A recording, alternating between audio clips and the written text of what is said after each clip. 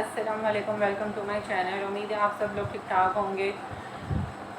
اور جیسا کہ کل ہم لوگوں نے قرآن تفسیر کی سورہ آل عمران کی تفسیر کی تھی 1 سے لے کر 10 تک.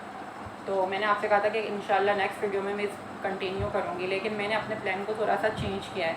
وہ یہ کیا ہے کہ میں نے کہا کہ ہمیں لائف کے اندر بہت ساری چیزیں ایسی ہیں جس میں ہم بہت ناشکراپن کرتے ہیں، بہت مایوسی والی باتیں کرتے ہیں. تو میں نے یہ سوچا کہ میں قرآن تفسیر کے ساتھ ساتھ کچھ دن واقعات بھی بتاؤں گی اور کچھ دن آپ لوگوں کے ساتھ تفسیر بھی بتاؤں گی. تفسیر بھی یعنی کہ آپ لوگوں کو بتایا کروں گی، لیکن واقعات بھی ہماری لائف میں بہت ضروری ہیں. کچھ واقعات ایسے ہوتے ہیں جو ہماری لائف کو چینج کر دیتے ہیں. تو کیوں نہ میں آپ لوگوں کے ساتھ وہ چیزیں شیئر کروں جو آپ کی لائف کو تھوڑا سا چینج کرے اور آپ لوگ ان چیزوں پر عمل کریں. تو آج میں جس ٹاپک پر بات کر رہی ہوں، جس پر میں نے واقعہ آپ کے ساتھ بیان کرنا ہے، وہ ہے قسمت. اکثر لوگ اپنی قسمت کو بہت دوش دے رہے ہوتے ہیں کہ ہماری قسمت ایسی کیوں ہے، کیوں ہمارے ساتھ ایسا ہوتا ہے، ہمارا نصیب اچھا نہیں ہے. تو میں آج اس ٹاپک پر آپ لوگوں سے بات کروں گی کہ قسمت میں وہی ملے گا جو ہوگا.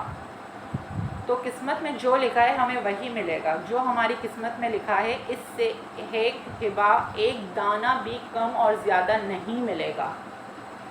صحیح حدیث بخاری کی، جب بچہ شکم مادر میں 120 دن کا ہوتا ہے تو 4 ماہ کا بچہ شکم مادر میں ہوتا ہے، اس کی روح پھونکی جاتی ہے. پلیز غور کریے گا. تو فرشتہ آ کر اس کی عمر لکھ جاتا ہے اور اس کا رزق بھی لکھ جاتا ہے. تو رزق جو لکھا گیا ہمیں ملے گا، اور جب ملنا ہے تب ملے گا. جو لکھا گیا ہے وہ ہمیں ہر صورت حاصل ہوگا. اور اب جو ہماری قسمت کا رزق ہے، اس کا اصول کا ذریعہ کیا ہے یہ تو ہمیں معلوم نہیں ہے نا کہ اس کے حصول کا ذریعہ حلال ہے یا حرام ہے. اب وہ ذریعہ حلال ملتا ہے یا اس کے ذرائع حرام ہے، تو یہ اللہ کا ذکر کو چھوڑنے کی سزا بھی ملتی ہے ہمیں. ہاں، کچھ لوگ ایسے ہوتے ہیں جو بالکل اللہ کا ذکر نہیں کرتے ہیں، اللہ کو یاد نہیں کرتے ہیں، بس اپنی لائف میں اتنے بیزی ہوتے ہیں کہ سب کچھ قرآن سے دور، دین سے دور، اسلام سے دور. ہمیں پتہ ہی نہیں ہوتا کہ ہماری زندگی میں یہ چیزیں بھی امپورٹنٹس رکھتی ہیں. ملا وہی جو قسمت کا تھا، لیکن نہ دولت عثمان ملی نہ دولت قارون ملی. لکھا تھا جو قسمت میں، ملا وہی، نہ زیادہ نہ کم. لیکن اس کی سزا کاٹنی پڑے گی کیونکہ اصول کے ذرائع حرام تھے. تو حضرت اکرامہ رضی اللہ تعالیٰ عنہ فرماتے ہیں، قصباً حرامن، تو معیشت تنگ کیسی ہو سکتی ہے؟ بندہ کہتا ہے یہ تو بڑا کما رہا ہے لیکن حرام کما رہا ہے. اکثر ہم کسی کو دیکھ کے بولتے کہ یار اس کے پاس کتنا کچھ ہے، یہ تو اتنا کما رہا ہے، پتہ نہیں کاش ہمارے پاس بھی یہ سب کچھ ہوتا. لیکن نہیں، یہ ہماری قسمت میں نہیں لکھا تھا. اس کی قسمت میں جو لکھا تھا اب ہمیں نہیں معلوم وہ حرام کما رہا ہے یا حلال کما رہا ہے. تو ان چیزوں کا ہمیں اللہ کو جواب دینا ہے. بندہ کہتا ہے یہ تو بڑا کما رہا ہے لیکن حرام کما رہا ہے. اللہ اکبر، اللہ اکبر. بعض دفعہ کچھ لوگ محنت کر کے بھی حرام کماتے ہیں. ہم نے دیکھا ہے، ہم دیکھتے ہیں کچھ ایسے لوگوں کو بھی جو اتنی سخت گرمی میں ایسی مزدوریاں بھی کرتے ہیں، جو لوہے کی بھٹی پر کام کرنے والے ہیں. کتنا سخت کام ہے، جو آپ سوچیں لوہے کی بھٹی کس کو کہتے ہیں، اور وہ بھی اتنی گرمی میں. تو یہ کتنا سخت کام ہے. لیکن اگر بندہ وہاں بھی خیانت کر کے 15 سے 20 منٹ میں اپنے اس رزق کو حرام بنا لے تو وہ حرام ہو گیا. جبکہ دیکھا جائے تو ایک سودا ایسا بھی بک جاتا ہے کہ کسی گاہک کے سامنے جھوٹی قسم کھا لی، لیکن سودا تو بک گیا، لیکن اس کی روزی حرام ہو گئی. جھوٹی قسم کھانے والوں کو، یعنی کہ جو لوگ جھوٹی قسمیں کھاتے ہیں نا، آپ کو پتہ ہے اس کا کتنا بڑا گناہ ہے. اللہ پاک ان پر سے اپنی رحمت نظر سے ان کو محروم کر دیتا ہے.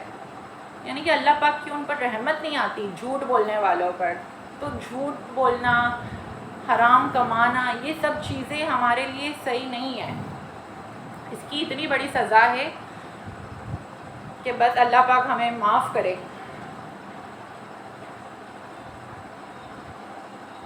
جبکہ دیکھا جائے تو وہ سودا کوئی اور بھی آ کے لے کے جا سکتا تھا، لیکن جو قسمت میں لکھا تھا ملنا وہی تھا. تو یہ اللہ کے ذکر سے منہ موڑنے والوں کا نتیجہ یہ ہے، جب تمہارے دل اللہ کی یاد سے خالی ہو جائیں گے، تمہاری زندگیوں میں قرآن نہیں ہوگا، اسلام کے اجالے نہیں ہوں گے، نتیجہ یہی ہوگا کہ وہ اللہ کی رحمت سے نامحروم ہو جائے گا۔ جب ہم نامحروم ہو جائیں گے اللہ کی رحمت سے تو ہماری دعائیں کہاں قبول ہوں گی؟ اگر قبول ہو بھی جائیں گی تو ہمیں اس کا کوئی بینیفٹ نظر نہیں آئے گا، لیکن وہ کیونکہ ہم نے ہماری زندگی میں بہت سارے ایسے کام کیے ہیں جس سے اللہ پاک ناراض ہو جاتا ہے۔ تو بس آج آپ لوگوں کے لیے یہی میسیج ہے اس ویڈیو میں کہ آپ لوگ اچھے کام کریں، حلال کمائیں، حرام کی طرف نہ جائیں، جھوٹ نہ بولیں، غیبت سے بچیں، دوسروں کے لیے آسانیاں پیدا کریں، تو انشاءاللہ آپ لوگوں کی زندگی بہت آسان ہو جائے گی۔ چلیں آئیں آج کی پیاری باتیں کچھ شیئر کرتی ہوں آپ لوگوں کے ساتھ۔ ویسے میں آپ لوگوں کے ساتھ آپ لوگوں کو حدیث نبوی بتاتی تھی، لیکن آج میں آپ لوگوں کے ساتھ کچھ پیاری باتیں شیئر کروں گی جو کہ ہیں تو بچوں پر، لیکن اگر دیکھا جائے تو بڑوں کے اوپر بھی سوٹ کرتی ہیں یہ باتیں۔ تو آئیں میں آپ لوگوں کو بتاتی ہوں۔ نبی کریم صلی اللہ علیہ وسلم نے فرمایا، مجھے بچوں کی 5 عادتیں بہت پسند ہیں۔ نمبر 1، وہ رو کر مانگتے ہیں اور اپنی بات منواتے نہیں۔ وہ رو کر مانگتے ہیں لیکن اپنی بات منوا لیتے ہیں۔ نمبر 2، مٹی سے کھیلتے ہیں اور غرور تکبر خاک میں ملا دیتے ہیں۔ نمبر 3، جو مل جائے کھا لیتے، زیادہ جمع یا ذخیرہ کرنے کی ہوس نہیں رکھتے ہیں۔ نمبر 4، لڑتے ہیں، جھگڑتے ہیں، پھر صلح کر لیتے اور دل میں حسد اور بغض نہیں رکھتے۔ لیکن آج کل کیا ہوتا ہے، اگر ہم بڑوں کو دیکھا جائے تو کہ ہم کسی سے ہمارا جھگڑا ہو گیا یا کچھ بھی ہو گیا تو ہم یوں تو سب سامنے ہم کہہ دیں گے ہاں ہم نے تمہیں معاف کیا، ہمارا دل صاف ہو گیا، لیکن ہمارے دل میں بغض ختم نہیں ہوتا۔ تو یہ بچوں کی مثال ہے کہ بچے واقعی نا سمجھ ہوتے ہیں۔ اگر ہم بھی اپنے اندر یہ چیزیں پیدا کر لیں نا سمجھی والی، تو یہ ہمیں کتنے گناہوں سے بچا لے گا۔ تو ہمیں ان پیاری باتوں سے بھی کچھ چیزیں سیکھنی چاہیے۔ نمبر 5، مٹی کے گھر بناتے ہیں، کھیل کے گرا دیتے ہیں، یعنی وہ بتاتے ہیں کہ یہ دنیا باقی رہنے والی نہیں ہے بلکہ ختم ہو جانے والی ہے۔ کچھ ہم لوگ یہی سوچتے ہیں کہ ہمیں اس دنیا میں ہی رہنا ہے، نہیں، ہمارا بھی ہمیں نہیں پتہ کب ہماری موت کا وقت قریب آ جائے اور ہمارے پاس توبہ کرنے کا بھی وقت نہ ہو۔ تو پلیز ہمیں توبہ کر لینی چاہیے اللہ سے، اور جتنا ہو سکے ہمیں وہ کام کرنے چاہیے کہ کسی کی دل آزاری نہ ہو، ہمارے لیے بہت ساری آسانیاں پیدا ہو جائیں۔ جب ہم کسی کے لیے، میرے ہر ویڈیو میں نے آپ لوگوں کو ایک ہی میسیج دینے کی کوشش کی ہے، جتنی آسانیاں ہم دوسروں کے لیے پیدا کریں گے اتنی ہی آسانی اللہ پاک ہمارے لیے پیدا کریں گے۔ تو پلیز آپ لوگ ان چیزوں سے یہ سیکھیں کہ آپ لوگوں کو کسی کے لیے برا نہیں سوچنا ہے، سب کے لیے اچھا سوچیں، اور جتنا ہو سکے درود شریف کی کثرت بہت زیادہ کیا کریں۔ اس سے ہمارا دل نور اللہ نور ہو جاتا ہے اور ہم ٹھنڈے رہتے ہیں کہ نہ ہم کسی کے بارے میں برا سوچنے کے قابل بھی نہ رہیں۔ تو امید ہے کہ آپ لوگوں کو آج کی ویڈیو اچھی لگی ہوگی۔ اگر آپ لوگوں کو آج کی ویڈیو سے کچھ ایسی چیزیں سیکھنے کے لیے ملی ہیں اور اچھی لگی ہے تو پلیز آگے شیئر کر دیں، لائک کر دیں، اور مزید ویڈیو میں آپ لوگوں کو اس سے بھی اچھی اور بہت ساری باتیں بتاؤں گی جو بہت اچھے واقعات ہوں گے انشاءاللہ عز و جل۔ السلام علیکم ورحمۃ اللہ وبرکاتہ۔